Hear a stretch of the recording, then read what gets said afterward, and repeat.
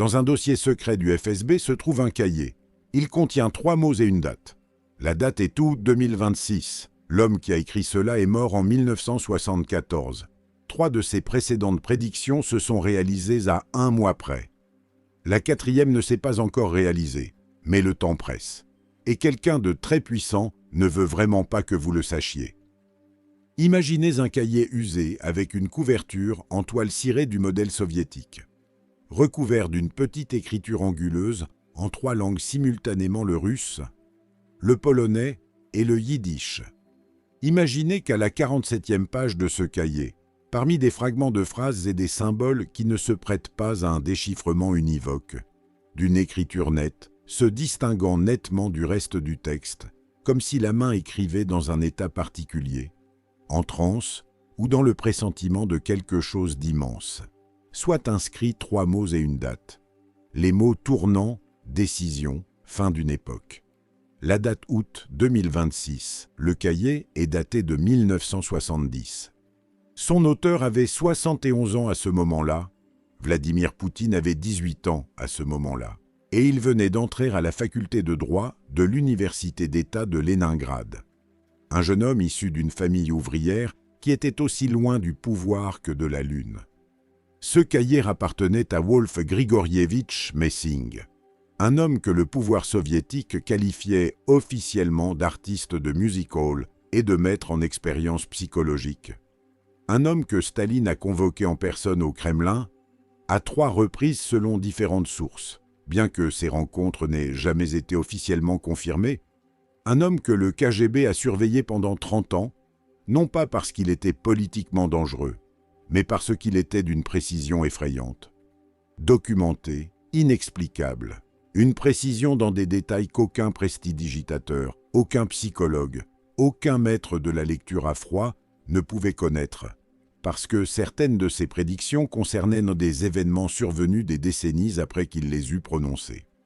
L'histoire de ce cahier ne commence pas en 1970. Elle commence en 2022, lorsque les descendants de l'une des proches assistantes de Messing, une femme nommée Aïda Rapoport, qui a travaillé avec lui durant les dernières années de sa vie, ont commencé à trier les affaires familiales après la mort d'une parente âgée.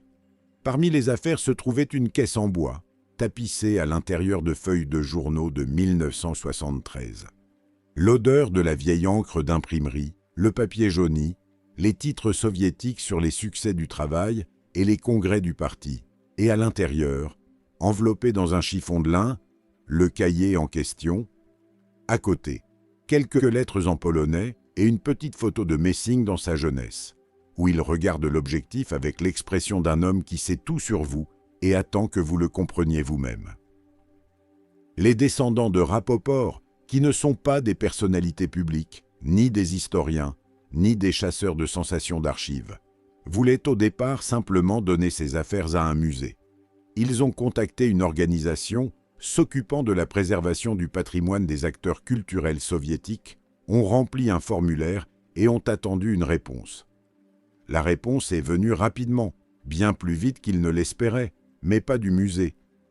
Des gens sont venus chez eux ni bruts, ni menaçants, d'une politesse appuyée, dans de beaux manteaux, avec des cartes officielles qu'ils montraient juste assez pour qu'aucune question ne se pose. Le cahier a été demandé de manière volontaire. Ils ont expliqué qu'il s'agissait d'un document présentant un intérêt historique pour les archives d'État. La famille a accepté. Que pouvait-elle faire d'autre? Mais l'une des petites filles de Rapoport, une femme d'âge moyen vivant actuellement en Israël, a eu le temps de photographier plusieurs pages avec son téléphone avant l'arrivée des visiteurs, y compris la 47e page avec les 3 mots et la date. Ce sont précisément ces photographies qui sont tombées entre les mains de personnes connaissant la biographie de Messing et l'histoire des services de nos services secrets soviétiques. Et c'est alors qu'on a découvert quelque chose qui rend les choses vraiment inconfortables. Dans les archives du FSB existe un dossier au classement d'accès restreint, intitulé « Messing V. G. Documents à caractère pronostic ». Ce dossier n'a pas été déclassifié à ce jour. Les demandes de son ouverture sont rejetées avec la formulation standard « Les documents ne peuvent pas être divulgués en raison de considérations de sécurité nationale ». Un homme mort en 1974, officiellement reconnu de son vivant comme un simple artiste illusionniste, est encore aujourd'hui un secret d'État de la Fédération de Russie. Ce n'est pas une métaphore, c'est un fait qui peut être vérifié sur le portail officiel des demandes adressées aux archives des services secrets. On se demande pourquoi les prédictions d'un homme que l'on considérait officiellement comme un prestidigitateur sont-elles gardées au même titre que les développements nucléaires? Pourquoi, un demi-siècle après sa mort, l'État réagit-il à l'apparition de son cahier personnel avec une telle rapidité et de tels moyens? Et le plus important, qu'y a-t-il exactement décrit sur les pages de ce cahier que la petite fille de Rapoport n'a pas eu le temps de photographier, des pages qui se trouvent désormais dans un dossier classifié dans des archives inaccessibles sans une autorisation spéciale? La première preuve qui détruit l'image officielle de Messing en tant que charlatan résonne ici, et précisément de cette manière, si son don était une invention. Pourquoi l'État dépenserait-il des ressources pour le cahier d'un prestidigitateur mort? Le silence en réponse à cette question est plus fort que n'importe quelle réponse. L'encyclopédie soviétique de 1973 décrivait Wolf Messing en 3 courtes lignes, artiste de music hall, maître en expérience psychologique, vulgarisateur des réalisations de la science soviétique sur les capacités du cerveau humain. 3 lignes pour un homme sur lequel circulaient des légendes dans toute l'Union soviétique de Vladivostok à Kaliningrad. Des foyers d'étudiants au couloir du Kremlin. 3 lignes ne sont pas une description biographique, c'est un sous-silence d'une précision chirurgicale. C'est exactement ainsi que le système soviétique traitait les personnes qu'il ne pouvait pas expliquer dans le cadre de la vision matérialiste du monde. Ne pas éliminer, car trop célèbre et aimé. Ne pas interdire, car cela susciterait encore plus d'intérêt. Cela signifie dévaloriser, qualifier de prestidigitateur, inscrire dans l'encyclopédie en 3 lignes, entre le pronom et la métallurgie, et continuer à l'utiliser dans le secret le plus total, tandis que le public applaudit l'artiste sur la scène d'une maison de la culture provinciale. La position officielle de l'URSS à l'égard de Messing reposait sur le principe du double standard, érigé en politique d'État, en public scepticisme, matérialisme, pas de prophète ni de mysticisme, seulement le matérialisme dialectique et le triomphe de la science soviétique. En privé, une toute autre histoire. Et cette histoire est confirmée non pas par des rumeurs, mais par des documents dont une partie a tout de même fui dans le domaine public après la déclassification partielle des archives dans les années 90. Staline a rencontré Messing en personne. Beria contrôlait personnellement son dossier. Cela est confirmé par les mémoires de plusieurs personnes du cercle très fermé du dirigeant, notamment par le fils de Beria, Sergo, qui a écrit sur ce sujet dans ses souvenirs de manière assez détaillée. Plusieurs officiers supérieurs de la sécurité d'État ont été affectés auprès de Messing en tant que tuteur permanent. Et la tâche de ces personnes ne consistait pas à protéger l'artiste populaire, mais à consigner soigneusement tout ce qu'il disait hors de la scène dans la loge, dans le compartiment du train, dans la file d'attente pour la nourriture, dans les conversations privées avec ses collègues. Ce ne sont pas des conjectures, cela découle du fait même de l'existence de ce dossier secret dans les archives du FSB, un dossier intitulé « Documents à caractère pronostique ». Si Messing avait été un illusionniste ordinaire, ces papiers auraient été conservés dans les archives du ministère de la Culture, parmi les dossiers personnels d'autres artistes de music hall de l'époque soviétique. Venons-en maintenant aux 3 prédictions qui ont été consignées par écrit avant de se réaliser et qui sont devenues l'argument principal pour tous ceux qui prennent Messing au sérieux. La première, en 1941, lors d'une représentation à Novosibirsk, Messing a déclaré publiquement que la guerre se terminerait par la victoire de l'Union soviétique dans la première moitié du mois de mai 1945. Le procès-verbal de cette intervention a été conservé dans les archives régionales de la région de Novosibirsk. Il a été découvert par l'historienne Natalia Petrova en 2008 et publié dans un recueil spécialisé. L'Allemagne a capitulé le 8 mai 1945. La troisième, et c'est la plus frappante, en 1967 au sommet de la stagnation brejnevienne. Alors que l'idée d'un effondrement de l'URSS semblait être de la folie, Messing a dit à son assistante Rapoport, et celle-ci l'a noté dans son journal intime, qui a été ultérieurement publié en partie le drapeau rouge sur le Kremlin, restera encore 24 ans.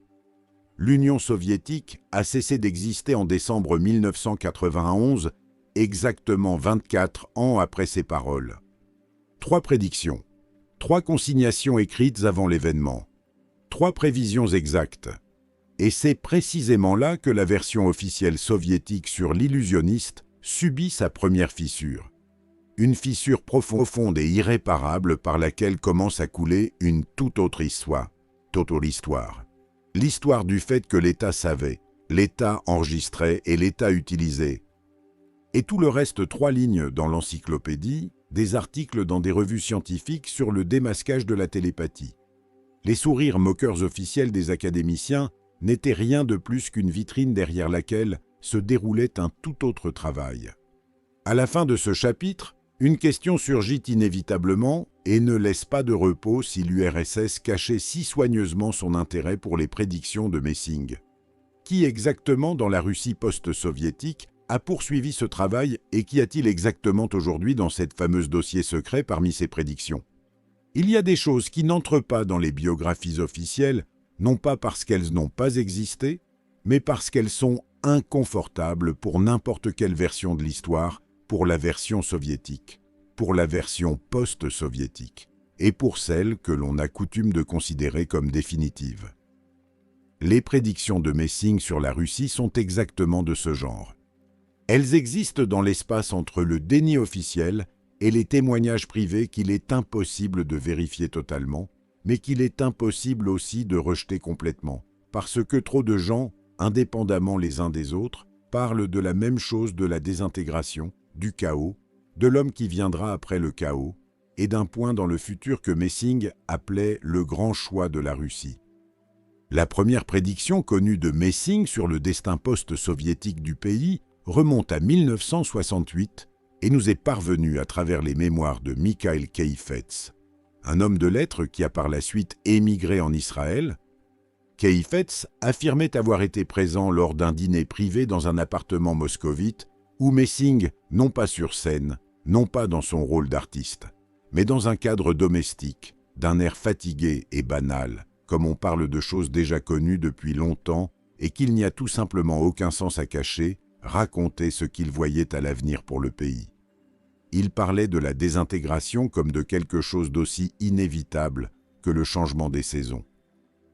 Il parlait des années 90, sans nommer la décennie, mais en décrivant le tableau, la faim dans les magasins, les files d'attente, la sensation que le pays s'effondre en morceaux sous les pieds, que les gens ont cessé de comprendre qui ils sont et où ils vivent. Après cette humiliation, disait Messing selon les souvenirs de Keifets, viendra un homme qui ne viendra ni du parti, ni des tribuns du peuple, mais de ceux qui se tiennent dans l'ombre et se taisent, de ceux qu'on appelle les soldats de l'ordre. Cette description des soldats de l'ordre issus de l'ombre a fait surface par la suite dans les souvenirs de 2 autres personnes ayant entendu Messing à différentes époques et dans différents cercles. La journaliste Inna Warszawskaïa, qui écrivait sur Messing dans les années 80 et qui a rassemblé de vastes archives de témoignages, a consigné une phrase similaire dans les souvenirs d'un metteur en scène de théâtre qui avait rencontré Messing en 1972. Il avait dit que le prochain véritable dirigeant de la Russie serait issu de ces gens que personne ne remarque jusqu'à ce qu'ils se retrouvent au sommet. Poutine est arrivé au pouvoir en 1999 en quittant son poste de directeur du FSB, un service dont l'existence même suppose la discrétion, le travail dans l'ombre, l'absence professionnelle de l'espace public. Mais le plus frappant n'est pas la description générale, ni le portrait flou d'un leader fort que l'on peut plaquer sur n'importe quel homme politique. Le plus frappant, ce sont les détails. Dans l'un des témoignages recueillis par Warszawskaïa, figure la phrase suivante de Messing sur le futur dirigeant de la Russie. Il aura un passé pétersbourgeois et un présent moscovite. il sera de ceux qui ont servi, mais qui n'ont pas fait la guerre, qui se taisent plus fort qu'ils ne parlent. Poutine est né et a grandi à Léningrad-Saint-Pétersbourg, a servi dans le KGB, mais n'a pas participé à des opérations de combat. Son style de gouvernance est précisément ce que les journalistes du monde entier décrivent comme un silence éloquent, une communication par les pauses, les regards et ce qui n'est pas dit à voix haute.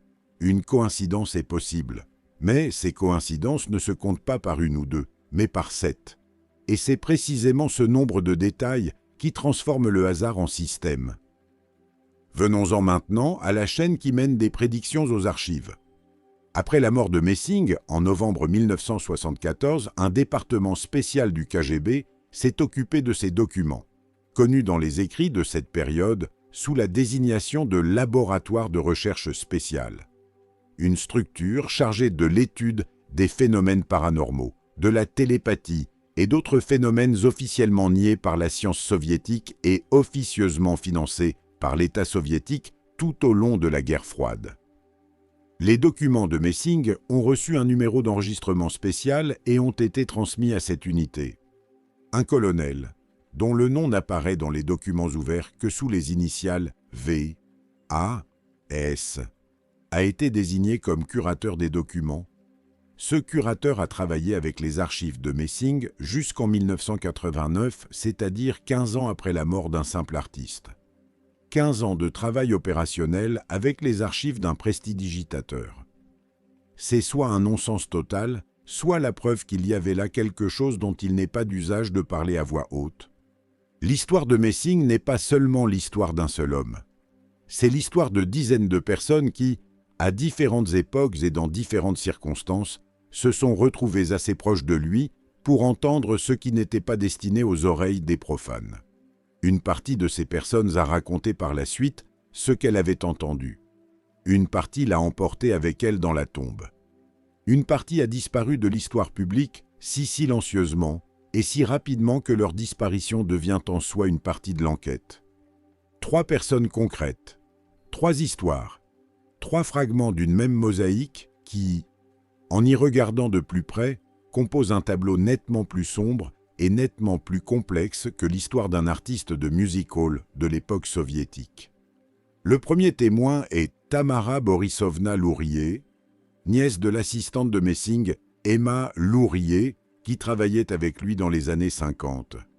Tamara Borisovna, qui a atteint un âge très avancé et a donné plusieurs interviews au milieu des années 2000, racontait ce qui suit sa tante Emma, dans des conversations privées, mentionnait à plusieurs reprises que Messing, lorsqu'il restait seul avec ses proches et retirait, comme elle disait, son armure d'artiste, parlait de la Russie avec une toute autre intonation.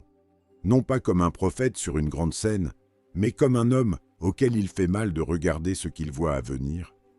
Il disait que le pays passerait par une grande humiliation, et ce terme se répète à 3 reprises dans les souvenirs de Tamara Borisovna, chaque fois appliqué à une même période qui, selon tous les repères temporels, correspond aux années 90. Mais après l'humiliation, et c'est là que commence le plus important, il parlait d'un retour, du fait que la Russie ne se briserait pas, mais se rassemblerait. Elle tombera, mais ne se cassera pas, rapportait Tamara Borisovna en citant les mots de Messing. Celui qui la ramassera aura lui-même connu le goût du sol froid. Le deuxième témoin est un ancien officier du KGB qui travaillait dans les années 70 dans la structure supervisant les recherches non traditionnelles et qui a accepté un entretien anonyme avec plusieurs journalistes au début des années 2000. Ces déclarations ont été publiées dans le livre de Gennady Goncharov, Programme secret du KGB soviétique, paru la même année avec un tirage qui a été racheté dans les librairies moscovites en l'espace de quelques semaines après sa sortie. Un fait que les éditeurs eux-mêmes considéraient comme étrange. Cet officier affirmait que parmi les documents de Messing transmis au laboratoire de recherche spéciale se trouvaient des notes concernant des dates précises et des événements précis de l'histoire russe, y compris la période après 2020.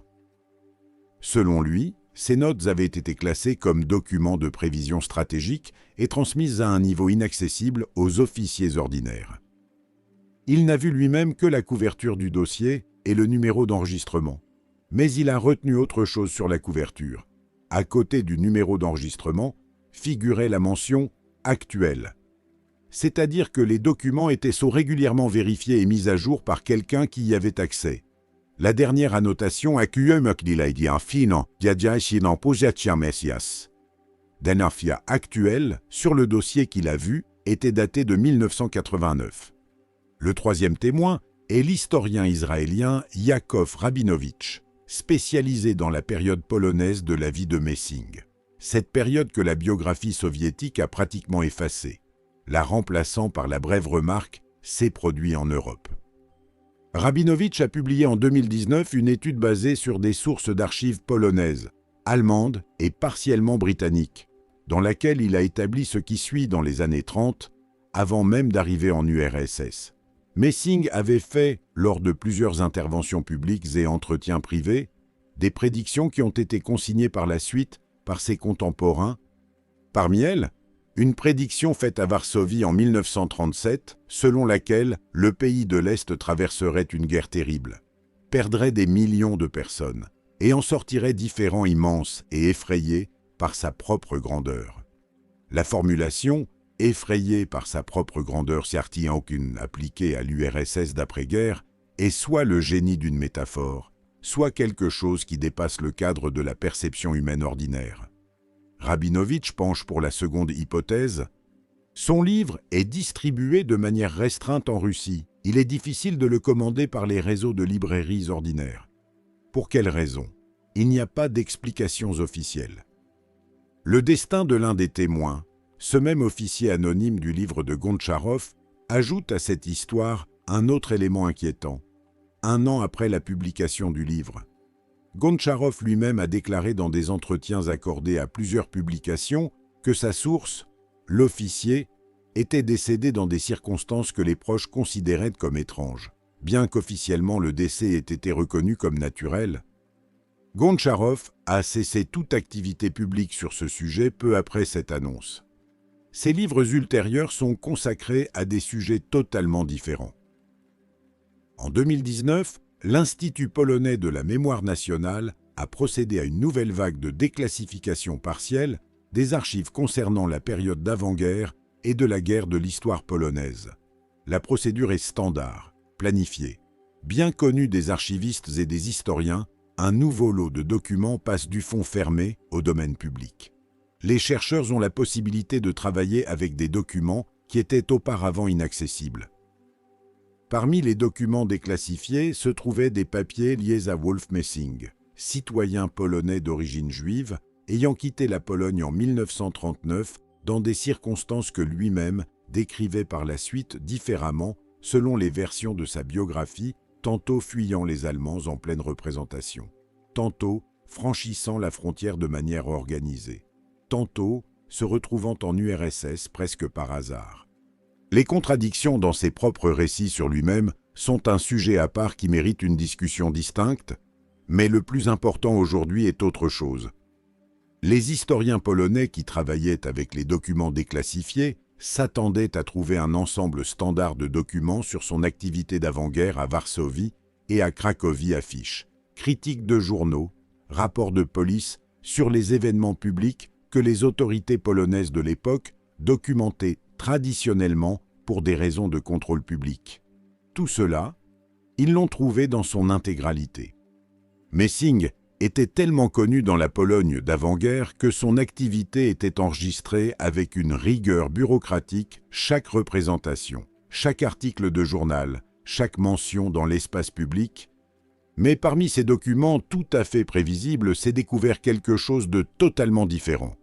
Quelque chose que personne ne s'attendait à trouver et qui a obligé plusieurs historiens sérieux et d'une grande rigueur académique à s'arrêter, à relire le document plusieurs fois et à passer les heures suivantes dans un état qu'un d'entre eux a décrit par la suite comme une stupeur académique. Parmi les papiers déclassifiés se trouvait une lettre écrite de la main de Messing en 1968, soit près de 30 ans après son départ de Pologne, durant la période soviétique de sa vie, depuis Moscou, après des décennies d'existence sous la surveillance constante du KGB. La lettre est adressée à une personne identifiée dans le document par les seules initiales R, K, vraisemblablement l'un de ses connaisseurs ou collègues polonais avec qui Messing entretenait une correspondance prudente et irrégulière, risquant ainsi d'attirer les soupçons de ses tuteurs soviétiques. Par quels moyens exacts cette lettre est-elle arrivée dans les archives polonaises, par les voies diplomatiques, par des particuliers, par une interception des renseignements soviétiques, suivie d'une transmission aux collègues polonais, dans le cadre de la coopération des services tajemniczy secrets des pays du pacte de Varsovie? Les historiens ne l'ont pas encore établi. Mais le contenu de la lettre est incomparablement plus important que la question de son itinéraire. Dans cette lettre, Messing décrit la Russie du futur non pas comme un poète, non pas comme un mystique aux images floues, mais avec une précision et un détail qui rendent les choses physiquement inconfortables. Il écrit sur l'effondrement du grand État, sur le fait que l'Empire rouge ne survivra pas à la fin du siècle. Il écrit qu'après l'effondrement viendra une période qu'il appelle le temps de la perte de soi, quand le pays et les gens qui y vivent ne comprendront pas qui ils sont ni où ils vont. Il écrit sur la venue du rassembleur, un homme qui ne viendra pas des endroits d'où viennent habituellement les dirigeants et qui rassemblera ce qui s'est dispersé, mais pas comme c'était auparavant. Il écrit que ce rassembleur sera une figure profondément contradictoire. Les uns verraient en lui un sauveur, les autres une menace, et les deux camps auraient tout raison à leur manière. Et puis, la phrase clé pour laquelle ce document acquiert sa valeur particulière, dans 58 ans, le pays se trouvera face à un choix qu'il a repoussé tout au long de son histoire. Ce choix ne pourra pas être repoussé à nouveau. Celui qui sera à la tête le fera. Et l'histoire se divisera en un avant et un après.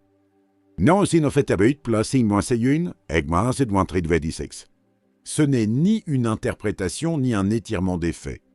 C'est une arithmétique qui n'a pas besoin de commentaires.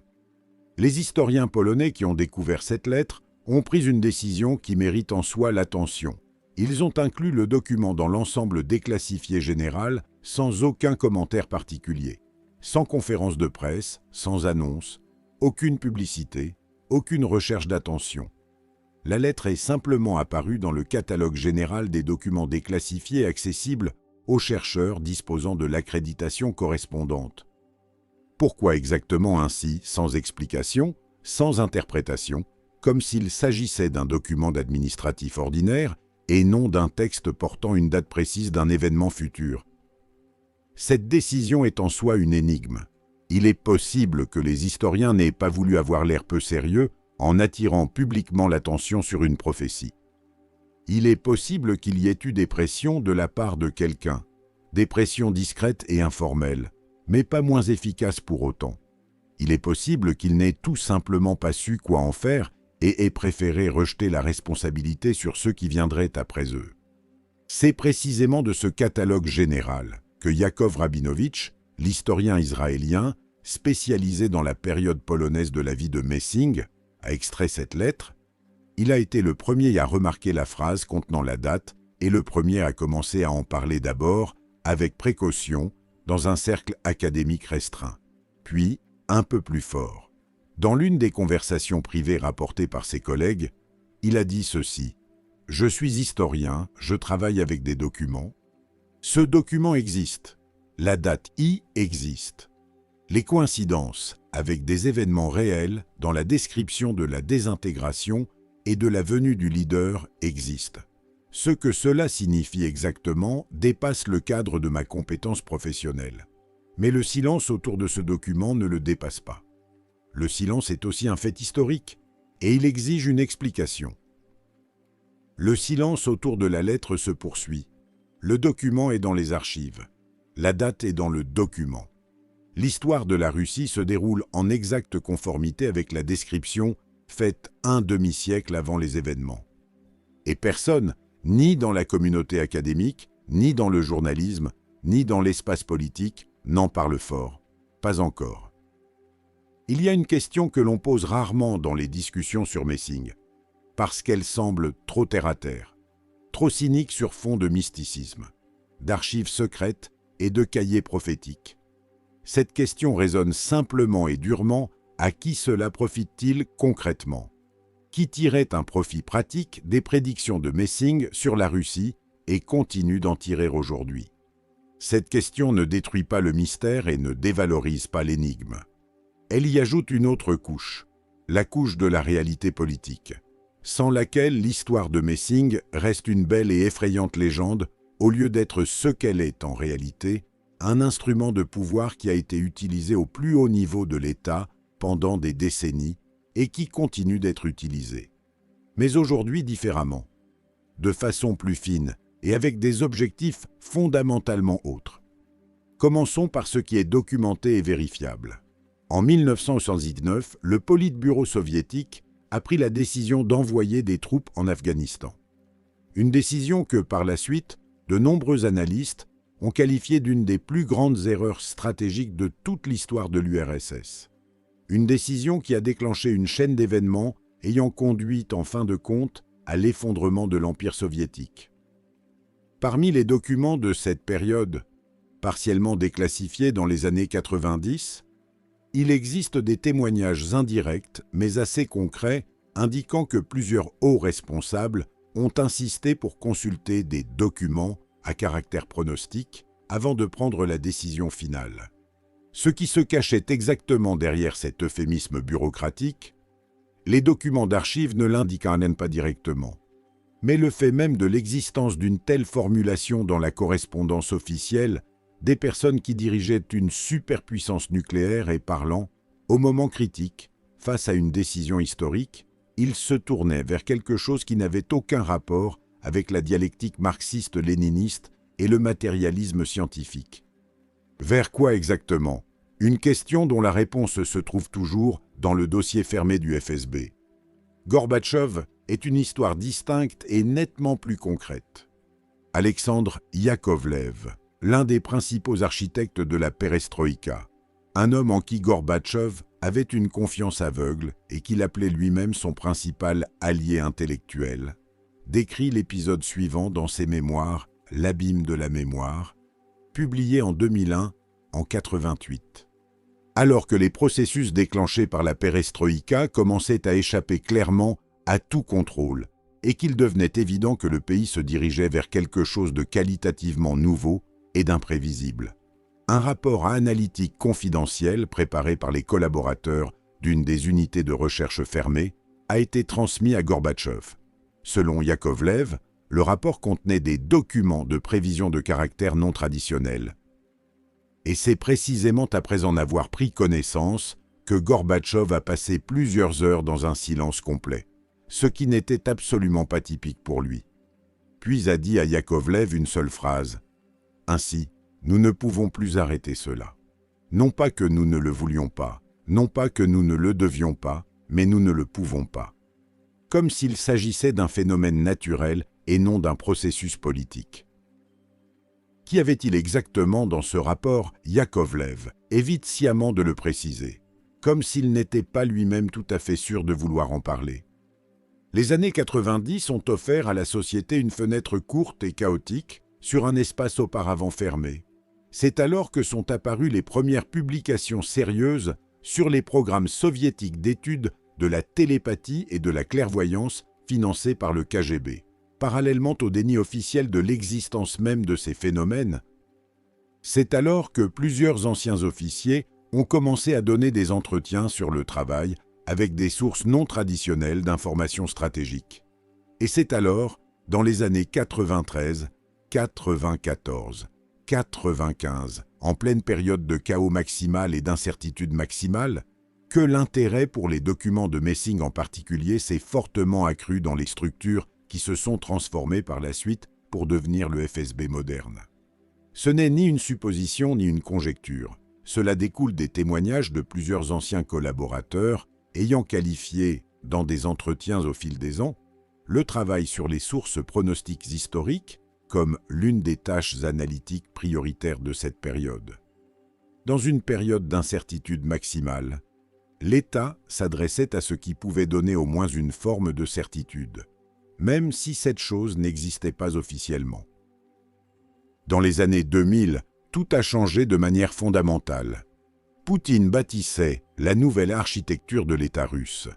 Et dans le cadre de cette architecture, le thème des prédictions et des prophéties sur la Russie a pris une toute autre dimension, non pas de renseignement ni d'analyse, mais idéologique.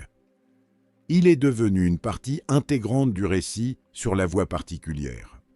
Un concept selon lequel la Russie avance sur une trajectoire historique inaccessible à la compréhension depuis les positions du rationalisme occidental.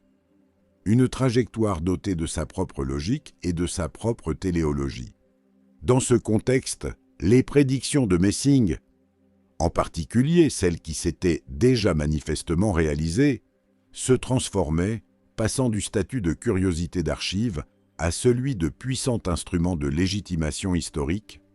La logique est simple et convaincante si le prophète a prédit l'effondrement et qu'il a eu lieu, a prédit le chaos et qu'il est survenu, a prédit le rassembleur et qu'il est venu. Alors ces paroles sur le grand choix d'août 2026 prennent un sens non pas mystique, mais politique, le sens d'une inéluctabilité historique. Et l'inéluctabilité historique, comme chacun sait, est très commode à diriger. Et ici surgit une question qui est peut-être plus importante que toutes les autres questions de cette enquête: à qui profite-t-il? Précisément aujourd'hui, que l'histoire de la prédiction de Messing commence à circuler activement dans l'espace public. Le cahier est saisi, la lettre polonaise est conservée dans les archives sans publicité. Les témoins se taisent ou sont morts. Et néanmoins, l'histoire fait surface par fragments à travers des sources indirectes, à travers des gens qui sont tombés par hasard sur un document ou se sont rappelés par hasard une conversation. Il n'y a pas de hasard en politique. L'apparition de cette histoire aujourd'hui fait en soi partie de ce que Messing appelait le grand choix. Le choix a déjà commencé. Il n'a pas commencé en août 2026, il a commencé ici et maintenant, avec ce texte, avec ces questions. À partir de ce moment où vous avez achevé la lecture de ce chapitre et ne pouvez plus faire semblant de ne rien savoir, il existe un principe simple et rigoureux d'évaluation de la fiabilité qui fonctionne dans n'importe quel système dans la science. Dans le renseignement, dans le journalisme, dans la logique humaine ordinaire. Le principe résonne ainsi avant de croire à une prévision. Regarde les prévisions précédentes de la même source. Si elles se sont réalisées, il y a lieu de la prendre au sérieux. Si ce n'est pas le cas, il n'y a pas lieu, ce n'est pas du mysticisme, c'est de la statistique. C'est précisément à partir de cette position froide, sceptique, exigeant des preuves, qu'il faut examiner la prédiction de Messing concernant le mois d'août 2026. Parce qu'avant de parler de ce qui ne s'est pas encore produit, il faut tirer au clair ce qui s'est déjà produit, exactement comme il l'avait dit. 3 prédictions, 3 confirmations documentaires, 3 cas dont chacun, pris séparément, peut être mis sur le compte d'une coïncidence. Mais tous les 3 ensemble ne sont plus une coïncidence. Tous les 3 ensemble forment un système. La première prédiction date de 1941. Messing se produisait à Novosibirsk où il avait été évacué, comme des milliers d'autres acteurs de la culture soviétique évacués des villes occidentales dans les premiers mois de la guerre. La situation était catastrophique. Les Allemands étaient aux portes de Moscou. Leningrad était bloqué. Des millions de personnes mouraient. Et aucune évaluation rationnelle de la situation ne donnait de raison d'être optimiste. Lors de l'une de ces représentations, le procès-verbal de cette prestation a été découvert par l'historienne Natalia Petrova dans les archives de régionales de la région de Novosibirsk en 2008 et publié dans le recueil spécialisé « La guerre dans les documents ». Messing a déclaré publiquement devant la salle que la guerre se terminerait par la victoire de l'Union soviétique dans la première moitié du mois de mai 1945. Pas beau nous vaincrons, beaucoup le disaient, c'était la norme propagandiste, mais précisément la première moitié du mois de mai 1945. L'Allemagne a signé l'acte de capitulation le 8 mai 1945, la première moitié du mois de mai 1945. Le procès-verbal de la prestation est daté de novembre 1941, soit 3 ans et demi avant l'événement. Une coïncidence. Peut-être une première coïncidence, mais pas la dernière. La deuxième prédiction remonte à 1952. Staline était vivant, en bonne santé selon les données officielles, et s'apprêtait à vivre et régner encore longtemps. La peur qu'il inspirait était si totale qu'une seule pensée sur sa mort semblait être non pas seulement un crime, mais quelque chose de physiquement impossible, comme l'idée de la mort de la terre ou du ciel. Dans ce contexte, la phrase que Messing a prononcée au cours d'une conversation avec plusieurs personnes, et dont les témoignages ont été enregistrés et se sont conservés par la suite dans plusieurs sources indépendantes, résonnait comme de la folie ou comme un défi. Le tsar rouge partirait plus tôt qu'il ne le pense lui-même, et partirait d'une manière différente de celle qu'il craignait.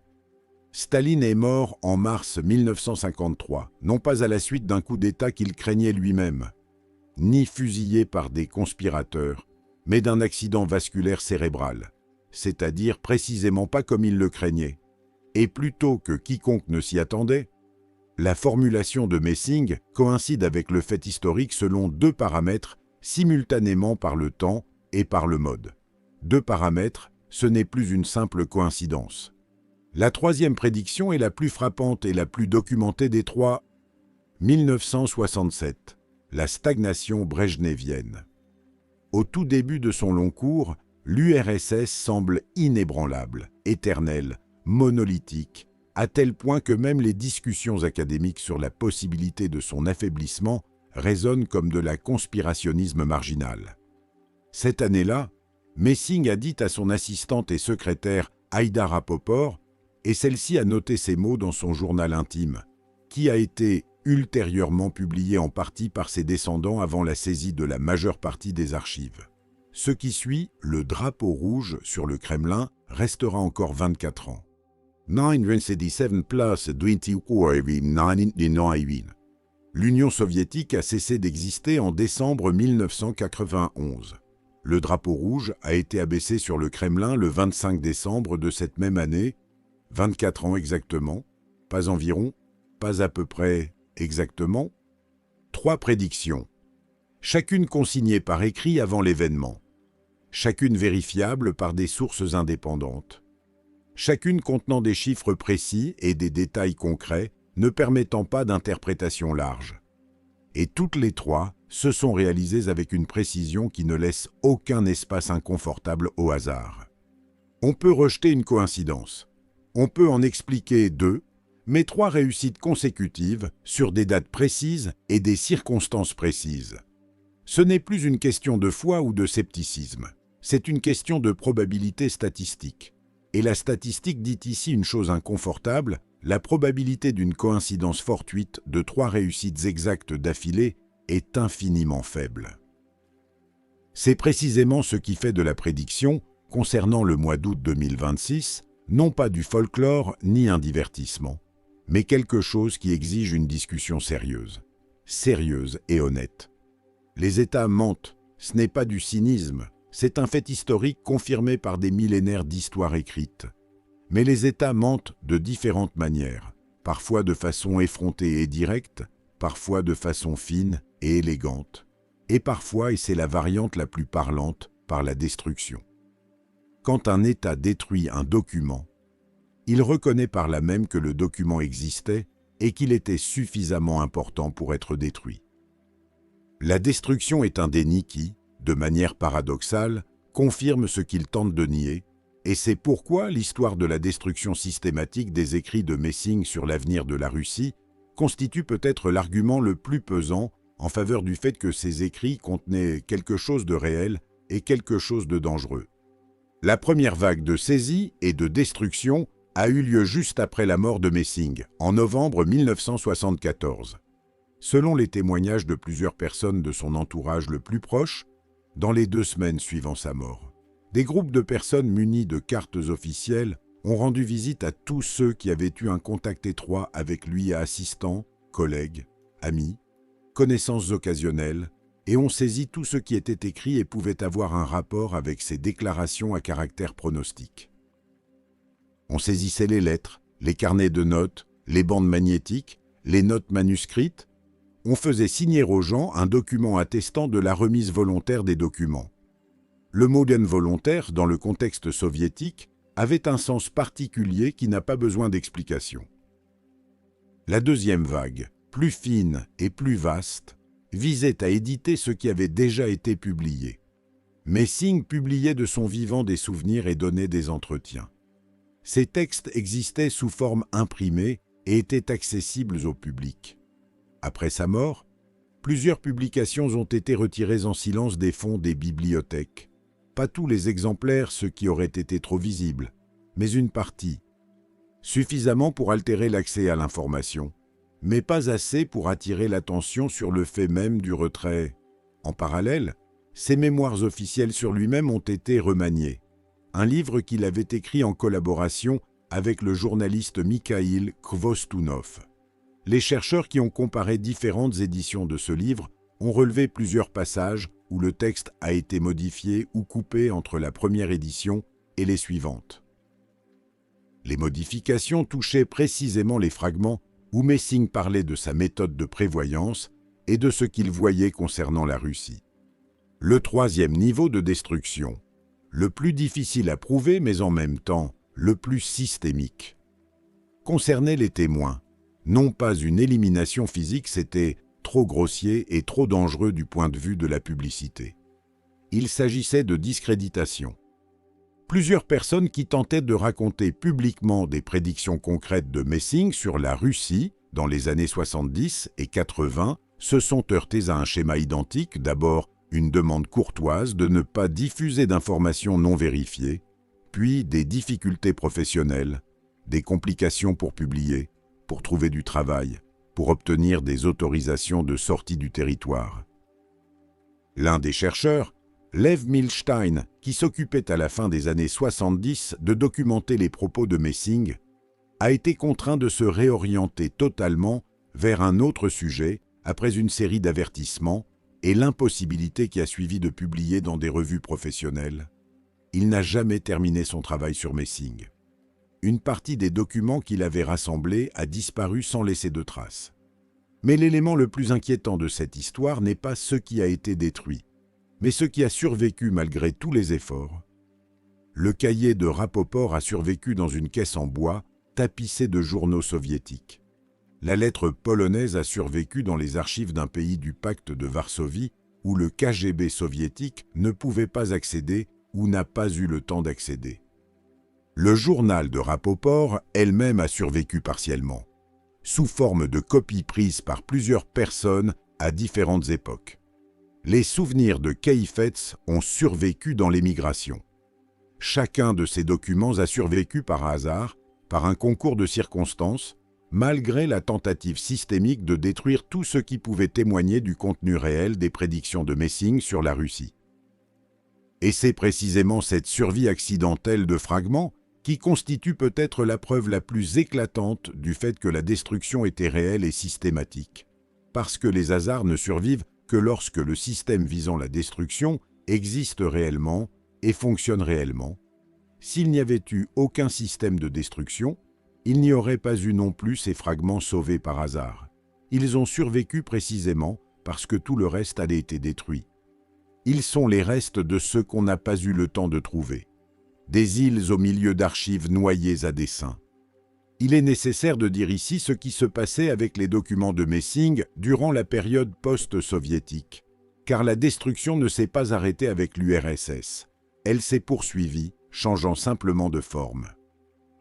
Dans les années 90, alors que plusieurs chercheurs et journalistes entreprenaient de rassembler systématiquement les témoignages sur les prédictions de Messing, ils se sont heurtés à un phénomène qu'un d'entre eux, le journaliste Viktor Prokhorov, ayant publié en 1996 une série d'articles dans un hebdomadaire moscovite, a décrit comme une oubli organisée.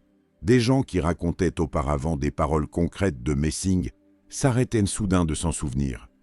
Des documents dont l'existence était connue disparaissaient des archives entre deux visites d'un chercheur. Les archives privées de famines liées à Messing se révélaient soudainement dispersées ou perdues lors d'un déménagement. Prokhorov lui-même, après le 3e article de la série, a reçu un avertissement sans équivoque et n'a pas publié le 4e article. Le manuscrit du 4e article, selon ses propres termes, Il l'a détruit lui-même, afin de ne pas créer de problèmes aux personnes qui lui avaient fait confiance. Mais voici ce qui est fondamentalement important dans cette histoire de destruction systématique, elle n'a jamais été totale. Et ce n'est ni un hasard, ni un échec du système, c'est un choix, parce qu'une destruction totale de toutes les traces aurait été techniquement possible. L'État soviétique, puis russe, disposait de suffisamment de ressources et de moyens pour effacer Messing de la mémoire historique aussi complètement que l'ont été d'autres personnages indésirables de l'histoire soviétique. Mais cela ne s'est pas produit. Au contraire, malgré toute la pression exercée sur des documents précis et des témoins précis, l'image générale de Messing en tant que prophète soviétique a été activement entretenue des films documentaires, des livres de souvenirs dans des éditions approuvées, une série télévisée de fiction en 2009, des articles dans des publications populaires. Son image a été conservée et cultivée, mais dans des limites strictement définies. La frontière passait exactement là où ses prédictions devenaient concrètes et concernaient l'avenir de la Russie au-delà des événements déjà accomplis. Cela signifie la chose suivante, l'État ne voulait pas détruire Messing. L'État voulait contrôler Messing à titre posthume, tout comme de son vivant. Il voulait laisser la légende en retirant tout ce qui ne se prête pas au contrôle. Il voulait garder entre ses mains la partie des archives qui contenait les prédictions sur un avenir pas encore advenu et la maintenir fermée jusqu'à ce que cet avenir advienne ou qu'il soit nécessaire de l'ouvrir pour d'autres considérations.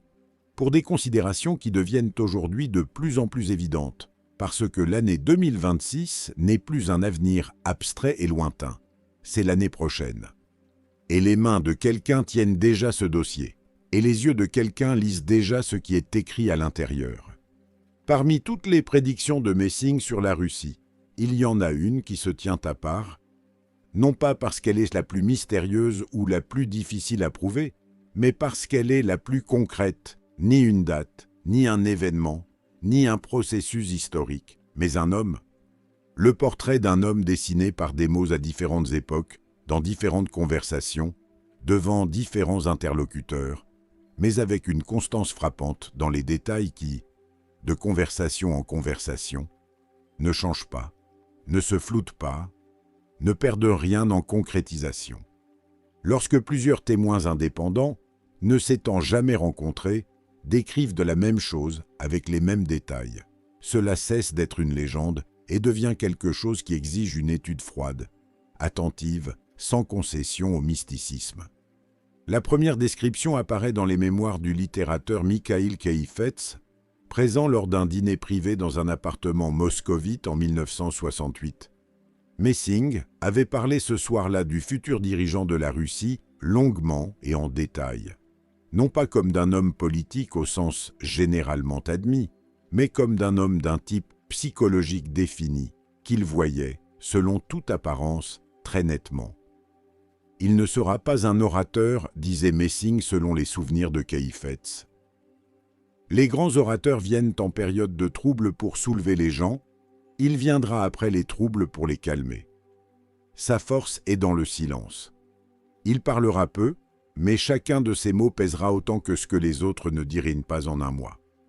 Poutine n'est pas un orateur au sens classique. Son style de communication publique repose sur l'économie du mot et le poids maximal de chaque mot prononcé.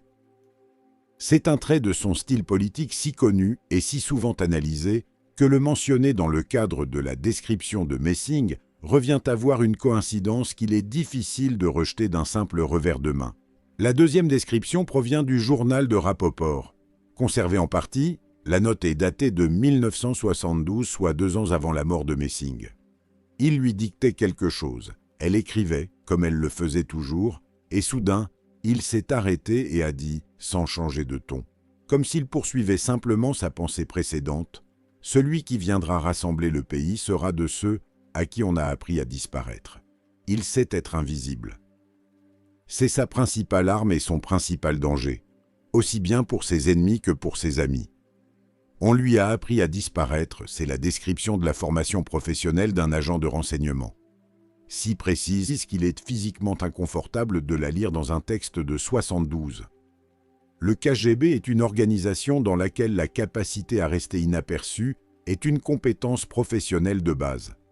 La première chose qu'on apprend est la dernière qu'on oublie. Poutine a servi dans le KGB pendant 16 ans. La capacité d'être invisible est littéralement sa profession. La troisième description provient des souvenirs du metteur en scène de théâtre Boris Golubovsky, qui a rencontré Messing en 1973 lors d'une de ses dernières prestations publiques à Moscou. Golubovsky a consigné cette conversation dans ses mémoires publiés en 2004, soit 5 ans après l'arrivée de Poutine au pouvoir. Et, selon toute vraisemblance, c'est précisément pour cela que l'auteur a accompagné sa note d'une précaution oratoire. Je rapporte ces mots exactement tels que je les ai retenus, sans aucune interprétation que le lecteur pourrait faire lui-même. Messing avait dit alors la chose suivante. Après les troubles, viendra un homme du Nord, pas du Sud, d'où venaient habituellement les conquérants. Du Nord, froid, patient, sachant attendre. Il aura le visage d'un homme qui a déjà tout décidé, mais qui ne le dira pas tant que le moment ne sera pas venu. Poutine est un Pétersbourgeois. Saint-Pétersbourg se situe plus au nord que Moscou, froid, patient, sachant attendre. Ces trois mots se répètent dans les caractéristiques de Poutine si souvent qu'ils sont devenus presque un cliché du journalisme politique. Le quatrième détail du portrait apparaît dans la lettre polonaise de 1968, déjà mentionnée, et concerne non pas le type psychologique, mais une circonstance biographique.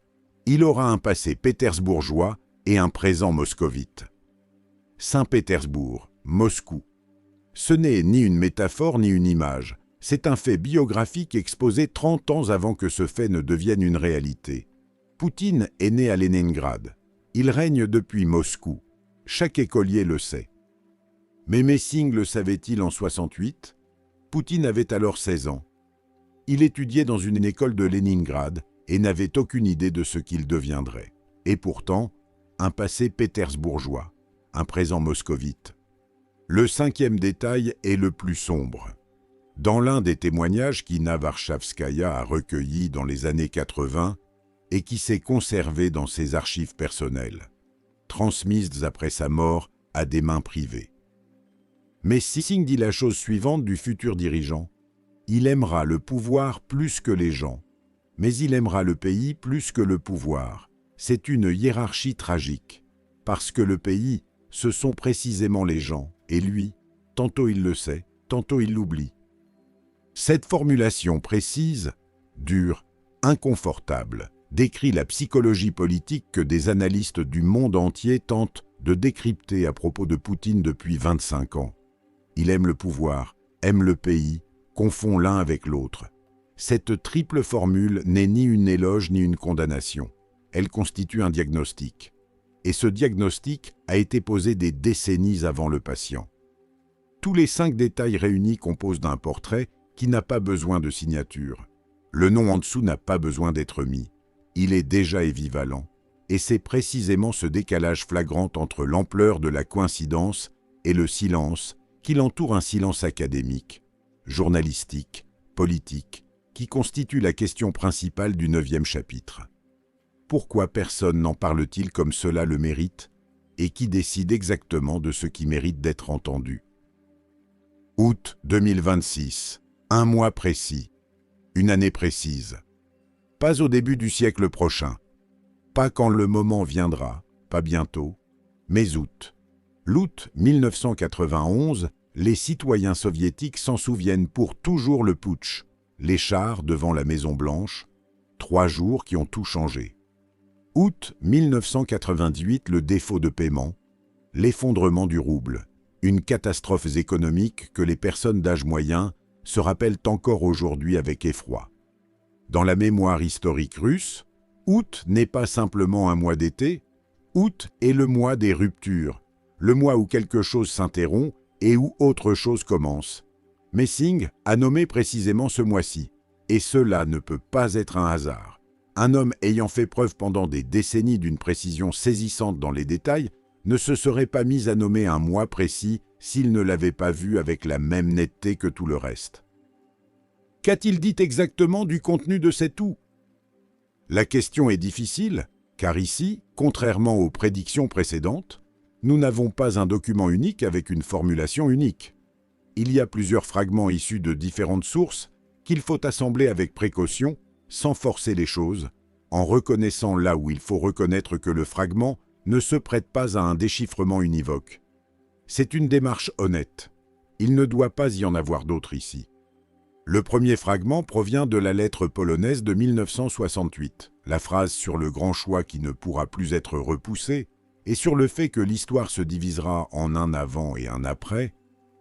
Qu'est-ce que le grand choix appliqué à la Russie de 2026 dans le contexte de ce qui se passe aujourd'hui, guerre, sanctions, restructuration de l'ordre international? La question de savoir sur quelle trajectoire la Russie va poursuivre son chemin, les mots « un choix qui ne peut être repoussé » ne résonnent pas de manière abstraite, mais d'une manière effrayamment concrète. Il peut s'agir de négociations, de la fin ou de la poursuite d'un conflit armé, d'un changement de cap politique, d'une décision qui déterminera les décennies à venir. La phrase « l'histoire se divisera en un avant et un après » suppose une échelle qui dépasse le cadre d'un événement politique ordinaire. Ce ne sont ni des élections, ni un changement de gouvernement. C'est quelque chose qui change la logique même du mouvement historique du pays. Le deuxième fragment provient du journal de Rapoport. Une note prise vers 1970 est consacrée à ce que Messing appelait le point de non-retour dans l'histoire de la Russie. Il a dit qu'il y aurait un moment où le pays pourrait aller dans différentes directions, et que ce moment serait visible pour tous ceux qui regardent, mais pas pour tous ceux qui vivent à l'intérieur de l'extérieur. Ce sera plus clair que de l'intérieur. C'est la description d'un point de bifurcation, un terme de la théorie des systèmes désignant le moment où un système peut changer qualitativement dans l'une de plusieurs directions et où de faibles impacts sont capables de déterminer dans laquelle précisément. De l'extérieur, ce sera plus clair que de l'intérieur, et la description d'une situation dans laquelle les observateurs extérieurs voient la bifurcation plus nettement que ceux qui se trouvent à l'intérieur du processus. C'est exactement ainsi que se présente aujourd'hui la situation autour de la Russie du point de vue de la communauté internationale. Le troisième fragment provient des souvenirs de Golubovski. Messing avait dit en 1973 à propos du futur tournant la chose suivante: il y aura une décision qu'un homme prendra, un seul. Ni un conseil, ni un vote, un seul. Et cette décision soit ouvrira la porte, soit la fermera pour toujours. Un homme la prendra, un seul. Dans le contexte du système politique russe, où le pouvoir réel est concentré entre les mains d'un seul homme, à un degré sans équivalent parmi les grands États du monde moderne. Cette phrase résonne comme une description exacte du mécanisme de prise de décision. Pas de collégialité, pas de concertation, une seule décision, un seul homme. La porte s'ouvre ou se ferme pour toujours. Le quatrième fragment provient du cahier photographié par la petite fille de Rapoport, 47e page, 3 mots et une date, mot tournant, décision, fin d'une époque, 3 mots, 3 vecteurs de sens, tournant changement qualitatif, rupture avec l'état précédent, décision-action concrète d'un homme concret et non un processus ou une tendance, fin d'une époque-échelle dépassant le cadre d'un seul événement ou d'un seul pays. La fin d'une époque n'est pas la fin d'une période de règne, c'est la fin de toute une manière d'exister, de toute une façon de penser le monde. Les relations entre les États, ce qui est possible et ce qui est impossible. 3 mots assemblés donnent un tableau dans lequel le mois d'août 2026 n'est pas seulement la date d'un événement, mais le point d'une rupture historique. Que se passera-t-il exactement en termes d'événements politiques? Ici, l'honnêteté est requise. Les prédictions de Messing nous donnent la nature de l'événement, l'ampleur de l'événement, le mécanisme de prise de décision, mais pas le contenu de la décision elle-même. Et c'est peut-être plus important que les détails concrets, parce que le contenu de la décision dépend de l'homme qui la prend. Or l'homme que décrivait Messing complexe, contradictoire, aimant le pays plus que les gens, sachant attendre et sachant se taire. Cet homme n'a pas encore pris sa décision lui-même, ou l'a prise mais ne l'a pas dite. Et août 2026 est le moment où le silence prendra fin. Il y a une tentation à laquelle il est facile de céder en lisant cette histoire la ranger dans un tiroir avec l'étiquette « intéressant, non pas pour moi ». Se dire « et alors, que la Russie fasse son grand choix ». Ça ne me regarde pas jusqu'en août 2026. Cette tentation est compréhensible. Elle est psychologiquement commode et absolument injustifiée pour des raisons qui ne demandent ni mysticisme ni appareil d'analyse particulier, mais seulement une compréhension élémentaire de la façon dont le monde moderne est fait et de ce qui s'y passe en ce moment même. La Russie est une puissance nucléaire. Ce n'est ni une métaphore ni une rhétorique politique. C'est un fait physique qui détermine l'architecture de la sécurité internationale. Depuis 1949, la décision prise dans un pays possédant le plus grand arsenal nucléaire du monde n'est pas une affaire intérieure à ce pays, indépendamment de ce que pensent à ce sujet les doctrines officielles de la souveraineté d'État. Lorsque Messing parle d'une décision qui ouvrira la porte ou la fermera pour toujours, le mot « pour toujours » dans le contexte des armes nucléaires prend une signification qui rend les choses inconfortables. Pas figurativement inconfortables, mais littéralement. Mais il y a aussi une autre dimension à l'actualité de cette histoire, une dimension qui ne concerne pas la sécurité globale, mais la compréhension de la façon dont l'histoire fonctionne réellement en temps réel. Nous vivons dans une période où les catégories habituelles de stabilité et de prévisibilité sont détruites à un point tel que les gens du monde entier, hommes politiques, analystes, citoyens ordinaires, cherchent n'importe quel point d'appui, n'importe quel repère, n'importe quel moyen de comprendre ce qui se passe exactement et comment cela va se terminer. Dans ce contexte, les prédictions de Messing, quelle que soit la manière d'expliquer leur précision, remplissent le rôle d'un miroir. Elles ne reflètent pas l'avenir, elles reflètent le présent. Elles montrent où se trouve exactement la Russie en ce moment même au point d'un tournant historique, au moment où la tension accumulée a atteint sa limite et où le pas suivant déterminera les décennies à venir. Août 2026 n'est pas une abstraction lointaine. D'ici là, il se passera beaucoup de choses, des événements militaires, des négociations diplomatiques, des processus politiques intérieurs en Russie, des élections dans d'autres pays, des décisions économiques qui modifieront le rapport de force. Tout cela se déroulera sur fond d'une prédiction qui existe sans bruit dans les archives polonaises, dans le cahier saisi, dans le dossier classifié du FSB, dans les souvenirs des personnes ayant entendu Messing en personne. Cette prédiction ne disparaîtra pas du fait que nous déciderions de l'ignorer. Elle existe indépendamment de notre attitude à son égard, et plus août 2026 approche, plus il est difficile de regarder ailleurs. Il y a encore un aspect de cette actualité dont il faut parler honnêtement, l'aspect informationnel. L'histoire de la prédiction de Messing a commencé à circuler activement précisément maintenant. Précisément en cette période, pas par hasard et pas de façon spontanée. Une information de ce genre ne se diffuse pas d'elle-même. Derrière son apparition dans l'espace public se trouve toujours la décision de quelqu'un. La décision selon laquelle le moment est venu. La décision de qui exactement et que signifie exactement le mot métisseur. Les diathènes de non, le moment est venu, nous n'avons pas de réponse définitive à cette question. Mais le fait même que cette histoire apparaisse précisément maintenant fait partie de ce tableau même que Messing décrivait comme le grand choix. Un choix qui ne commence pas en août. Un choix qui a déjà commencé ici et maintenant, au moment où vous lisez ces mots, et décidez de la manière de les considérer. Comment les considérer exactement, c'est votre question personnelle, et notre chaîne n'a pas de réponse toute faite à vous offrir. Mais il y a une question que notre chaîne pose et qui mérite que l'on prenne le temps d'y réfléchir sans se presser de répondre.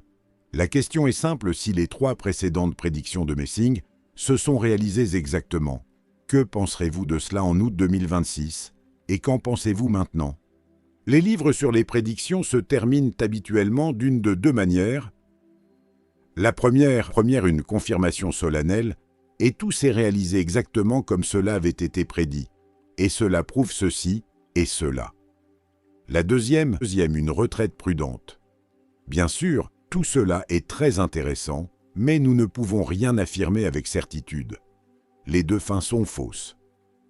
La première, parce que le mois d'août 2026 n'est pas encore arrivé, et affirmer ce qui s'y passera exactement ne serait pas honnête. La deuxième, parce que, bien sûr, c'est très intéressant, est une manière de dépenser 200 pages pour faire semblant à la fin qu'elles n'ont pas existé. Notre chaîne termine différemment. Elle termine honnêtement par ce que nous savons, par ce que nous ne savons pas, et par ce qui est peut-être plus important que l'un et l'autre. Que savons-nous? Nous savons que Wolf Messing était un homme réel dont la biographie est suffisamment documentée. Nous savons que l'État soviétique traitait son activité avec un sérieux incompatible avec l'image officielle d'un simple artiste. Cela est confirmé par le dossier secret dans les archives du FSB, qui existe et qui n'a pas été déclassifié jusqu'à présent.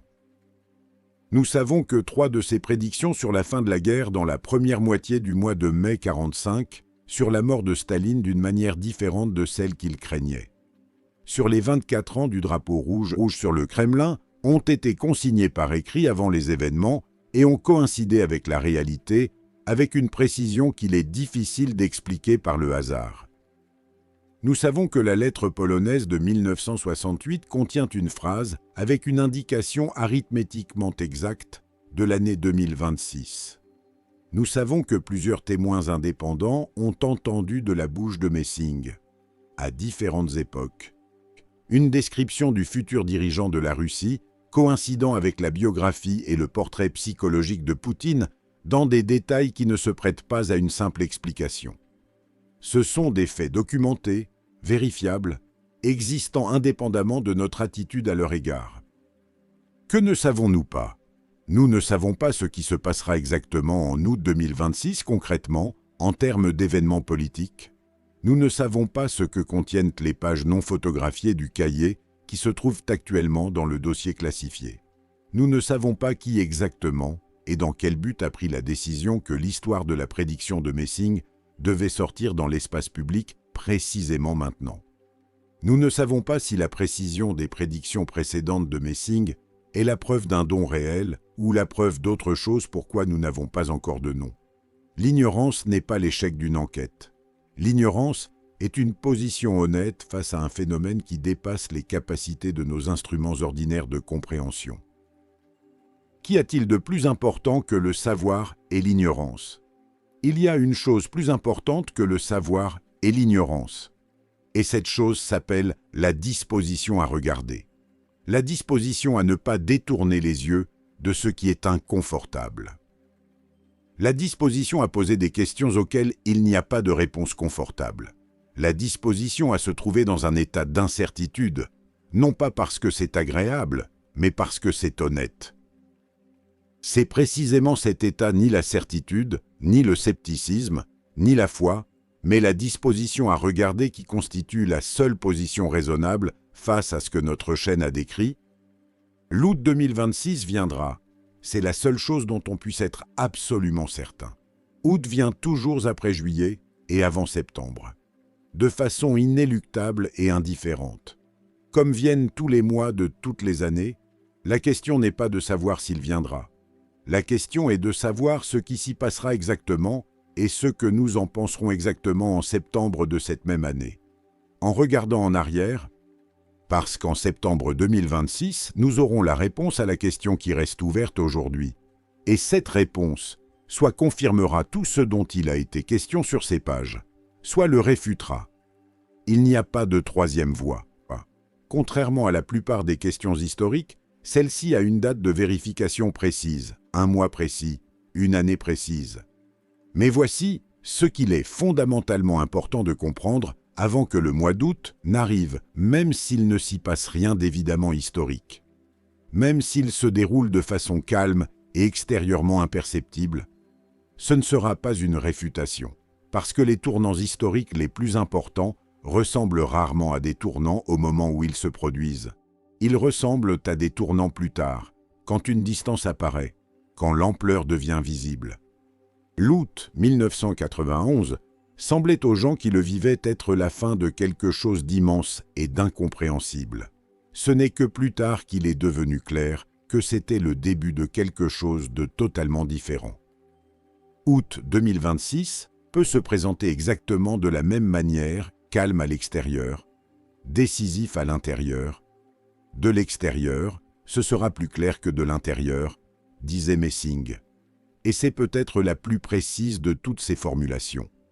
À présent, sur ce dont notre chaîne n'a pas parlé directement, mais qui traversait chaque chapitre de manière sous-entendue, sur la nature même du phénomène, sur ce que représentait exactement Messing, non pas au sens biographique, mais au sens de ce don ou de cette méthode qui lui permettait de voir ce que les autres ne voyaient pas.